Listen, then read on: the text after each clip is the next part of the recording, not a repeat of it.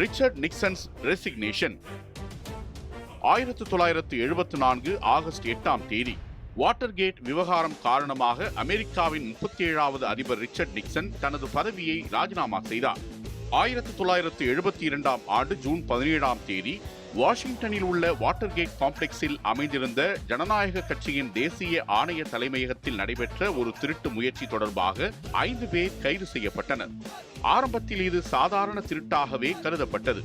ஆனால் பின்னர் கைது செய்யப்பட்ட நபர்கள் நிக்சனின் committee to reelect the president அமைப்புடன் தொடர்புடையவர்கள் என்பது தெரிய வந்தது.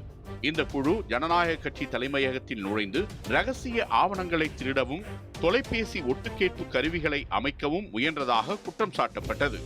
வாஷிங்டன் போஸ்ட் பத்திரிகையின் பத்திரிகையாளர் பாப் உட்வர்டும் கால் பென்ஸ்டீனும் தொடர்ந்து புலன் விசாரணை செய்து செய்திகளை வெளியிட்டு இந்த விவகாரத்தை வெளிச்சத்திற்கு கொண்டு வந்தனர்.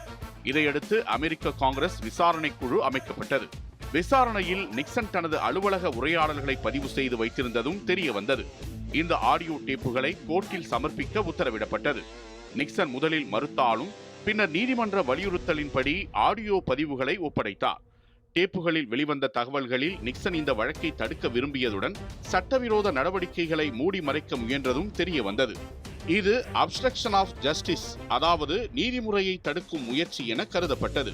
இதையடுத்து காங்கிரஸ் நிக்சனை இம்பீச்மெண்ட், அதாவது பதவி நீக்கம் செய்ய தயாராக இருந்த நிலையில் 1974 ஆகஸ்ட் 8 அன்று அமெரிக்க மக்களுக்கு நேரலை உரையளித்த Nixon I shall resign the presidency effective at noon tomorrow என்று கூறி பதவியை விட்டு விலகுவதாக அறிவித்தார். அவர் 1974 ஆகஸ்ட் 9 அன்று முறையாக ராஜினாமா செய்தார். அதன்பின் துணை அதிபர் ஜெரால்ட் ஃபோர்ட் அதிபராக பதவியேற்றார். பதவியை ராஜினாமா செய்த முதல் அமெரிக்க அதிபராக நிக்சன் வரலாற்றில் இடம்பெற்றார்.